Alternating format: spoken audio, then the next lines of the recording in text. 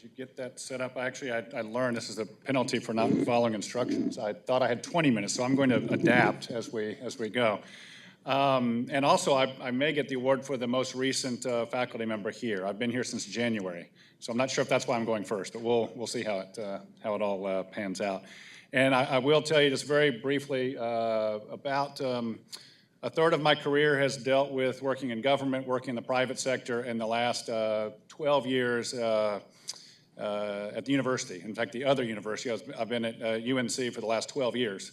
And I'm going to tell a story about some of the work that we did following Hurricane Matthew that really precipitated me moving here, in large part because one of the things that I was asked to do, which I'm going to advance through kind of the story of who I am, but I was asked by the governor and the director of North Carolina Emergency Management to put together a team that focused on 6 hard-hit, low-capacity communities after Matthew.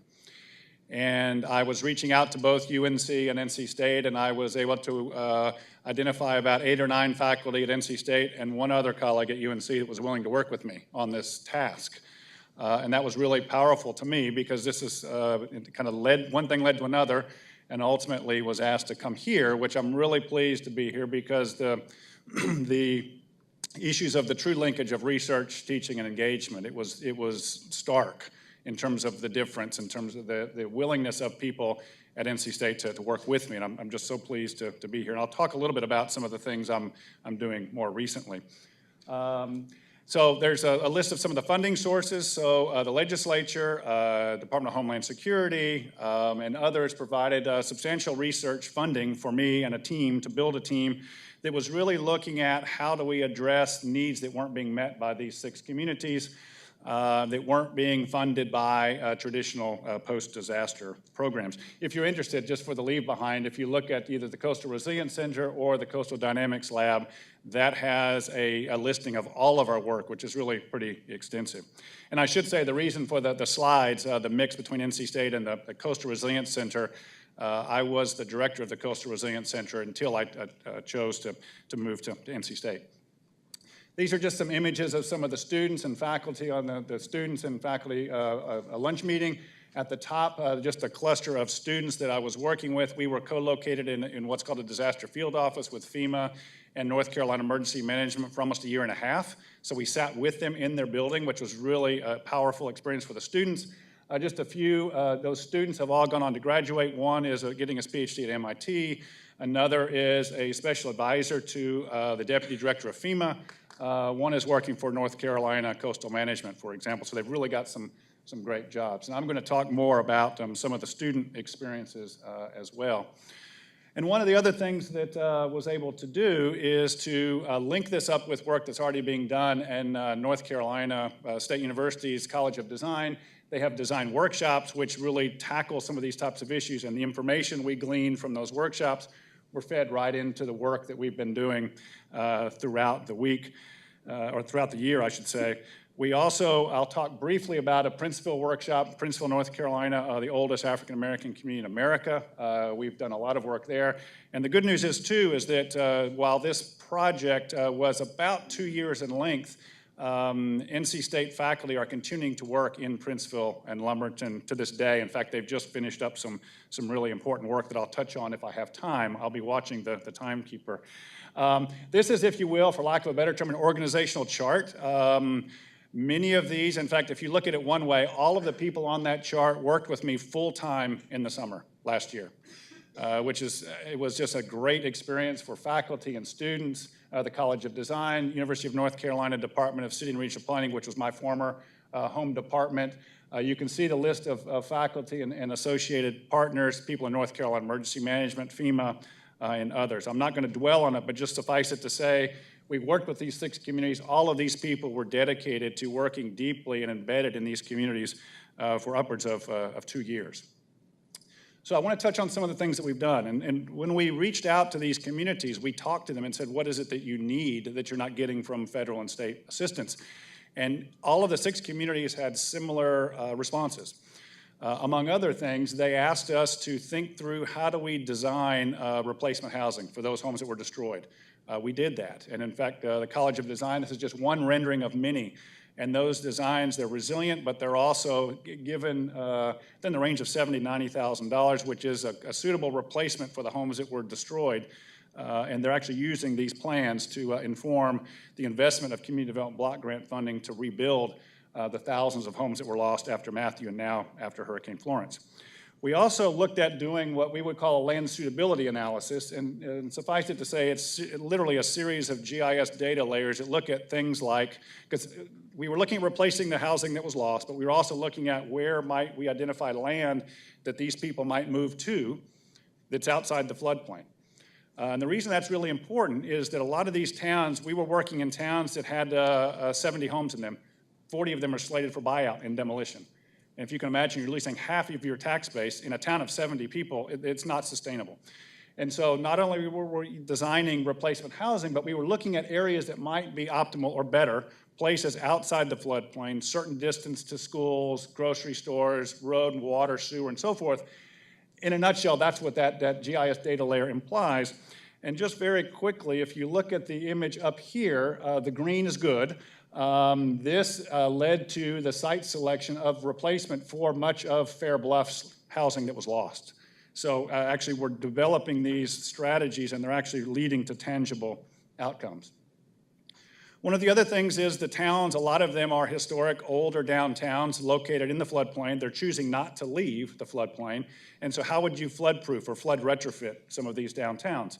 And we developed a team of engineers, architects, land use planners, people from State Historic Preservation Office and others.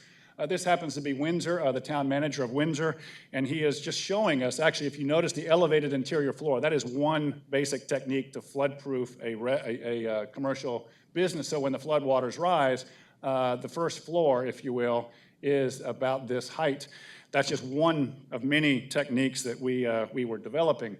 This is downtown Fair Bluff, and we were looking at, and actually now things have changed because they were flooded even worse in Florence, and so they may actually tear down the entire downtown, which is actually quite troubling because it's a beautiful downtown. It's got great potential. It was already in economic distress before the storm, but nevertheless, this is probably going to be torn down. But the work that we did after Matthew, we were looking at different strategies, including, this is a rendering from a student of mine, is that some of the buildings were substantially damaged. They needed to be torn down. As you may have noticed in the last slide, the buildings are contiguous, but what we were doing is that we were hypothesizing that if this structure is torn down, how can we use this as an amenity? Behind the downtown is the river, is the Lumber River, and so this could be a decent way to gain access to the river. It could be an attractive meeting place and so forth. That's just one of many, many drawings that we provided to these communities that they're using and acting on. Another issue that we dealt with is, we've talked about those that are being bought out and the homes are torn down and that land is turned into open space, but a big question that communities have, especially small towns, they don't have the resources, is what do you do with the land after the homes are torn down? That sounds like a pretty mundane topic, but the small towns don't even have the resources sometimes to mow the grass upon which that vacant land sits. And so we were coming up with all kinds of design strategies, and I'll show you a few examples. This happens to be an image from Windsor on the Kashai River. They turned an area that they were buying out, a lot of these flood-prone homes, into a Frisbee golf course. And actually, so it's a public amenity now in the floodplain, perhaps a more appropriate use. We also looked at, they're exploring issues of educational forests, which of course links us to natural resources. They're looking at things like plant succession. I mean, literally, this could be an educational venue, and that's just one of many, many examples. We were also looking at how you might link these to other state parks, and I'll show you an example of that in just a moment. But also some students were looking at how might you commemorate this land, because try to visualize this concept if any of you have been through this type of event. And I'll get to the example in Princeville, which is very powerful, imagine your home being torn down, you're moving somewhere else, and all the memories that you may have there. So this is just a student's rendering of literally commemorative trees planted, ideally in the space where the home once resided, with a nameplate of the family who once resided there. This is just one example of many that we were looking at, linking design, commemoration, if you will, and alternative uses. The Greenway design issue, the concept of multi-objective management is a big theme we've been expressing or thinking about. So the lands that are being bought out and there's no longer development on them, that can improve your water quality. It can lead to better recreational opportunities. In some cases, development adjacent to those areas, the property values actually increase because you are living next to a green space. All of these things are the type of work that we've been doing. I don't have time to talk about in detail, but nevertheless, just wanted to let you know about some of them. One other thing that's exciting, and this is a tangible outcome of our work, is if you look at the last image or the last bullet, is we've been working with the Cliffs of the New State Park, and what they are going to do is we were developing a blueway. This connects a lot of these communities. We've been, for example, we were working in Seven Springs, we were working in Kinston and many other communities, and so the Cliffs of the New State Park is going to be acquiring the land that is being bought out where flood-prone properties once resided, and they're going to be expanding the state park adjacent to Seven Springs. So again, additional benefits and additional partnerships that are useful. This is an image of Seven Springs, and the image on the upper left is in some ways doesn't seem to be, but it is actually quite troubling. That house is slated for buyout and demolition. There are a number of homes in Seven Springs that look like this that are slated to be torn down. And so we're trying to think through, working with State Historic Preservation and others to save these houses, to move these houses, and we're working on that. And this is actually an image of a lot of the design school faculty working with the town. This is the former town hall. It gives you an indication of the scale of the community. This is one rendering of the 6 for each of the communities. This happens to be Seven Springs. And for those of you that may have been to Seven Springs, this is the high ground. This is where the Methodist Church sits. This is where the town sits, entirely in the floodplain. There was a Civil War battle that was here. The Union forces were on high ground firing into the town and virtually destroyed it. And so there is historic issues. There are, can we think through how we might migrate or move some of these homes to higher ground? What might that look like? This is a rendering of that, again, a student's work.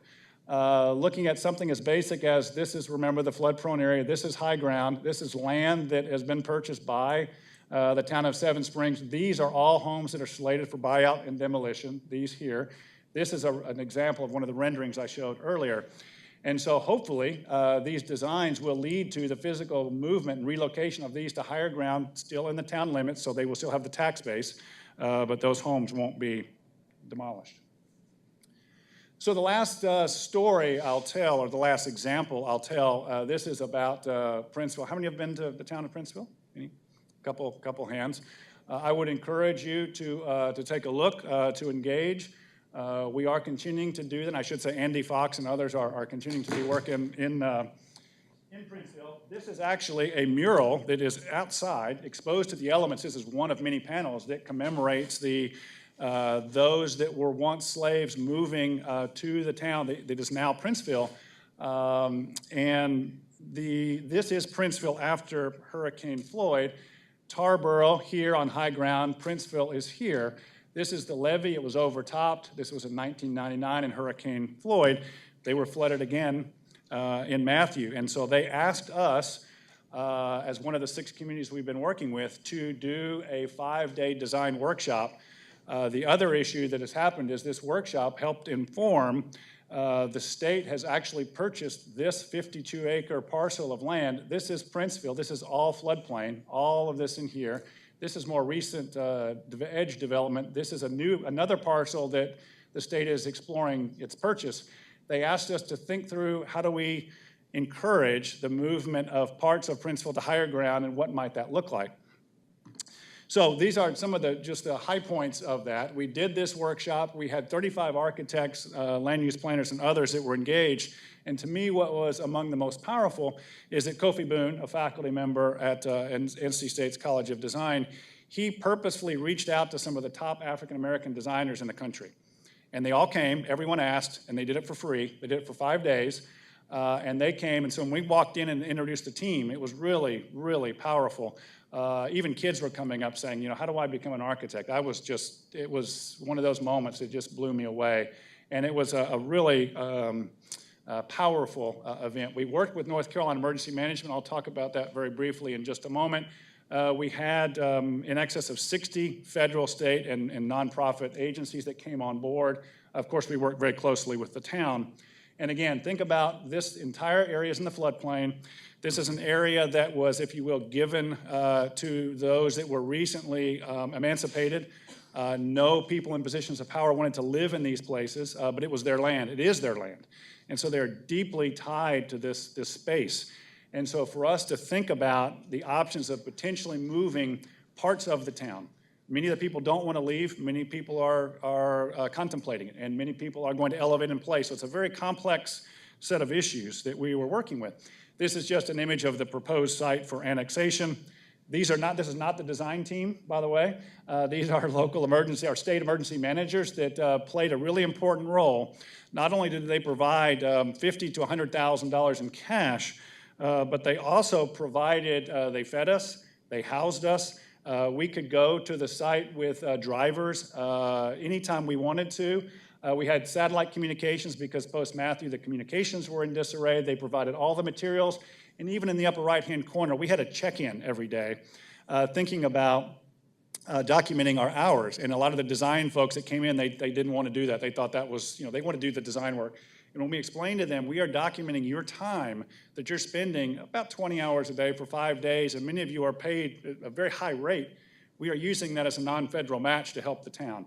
And as soon as they found out about that, then they realized that it was for a greater good.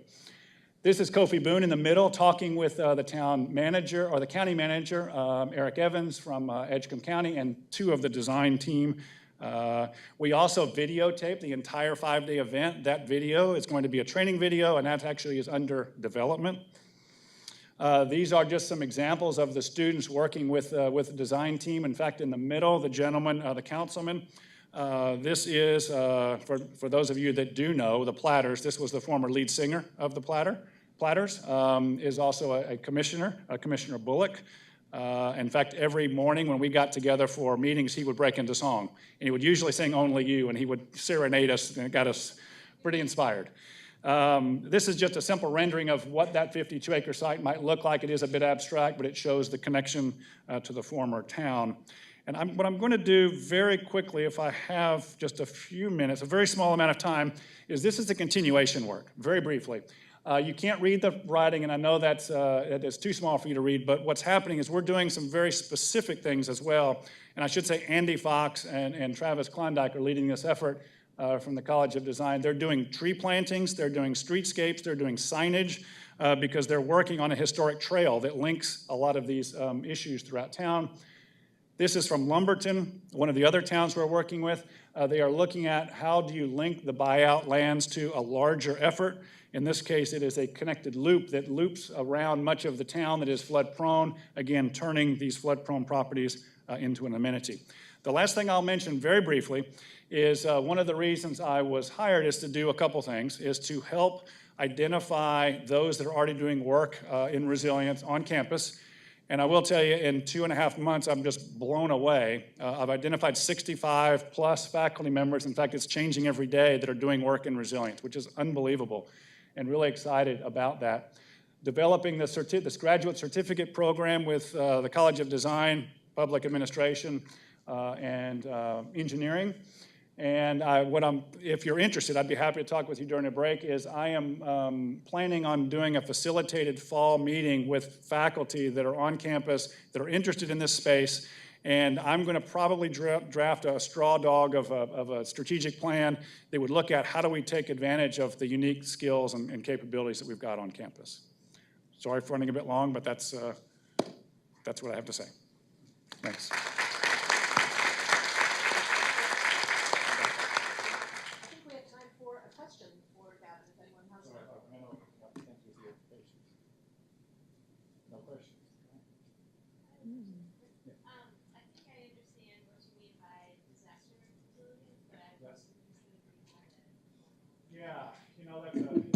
Some would say it's a bit of a loaded term. It's a broad term. Sure. In a simple sense, in kind of the common sense, it's responding to an extreme event, a shock to a system, if you will. It has its roots in ecology, actually, but those of us in the hazards field have taken that to look at the idea of more resilient social systems, economic systems, the physical resilience, even environmental resilience, all of those themes. It allows communities to react in a positive way, or to rebound, or to even think about how you inject risk reduction into the process of responding to a disaster. So in some ways, it's that notion of response or rebounding from an extreme event. Yeah. But it spans many domains. So, yeah.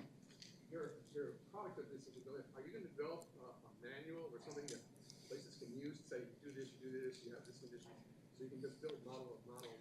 Well, that's a great question. I would like to. So we've got on a smaller scale, we've got the work that we're doing with the video for the design workshop in Princeville. I would like to do that, and I should have mentioned, this is really the first node in a larger network. In fact, it's tied to an international learning lab that we're developing, and the US node is actually going to be North Carolina. But yes, would be interested in developing a guide as to how to do this, how state agencies might support this, because this is a real problem in the field, is that communities are often overwhelmed and they don't get the assistance that they need. The needs aren't necessarily reflected in the aid that comes in from external entities. I know it's thrown away, but equivalent. If you do that, one of the things that always is that people have the community leaders have a good idea of the cost, aspirations of cost. Right. Okay. Fair enough. Yeah, we can talk at break.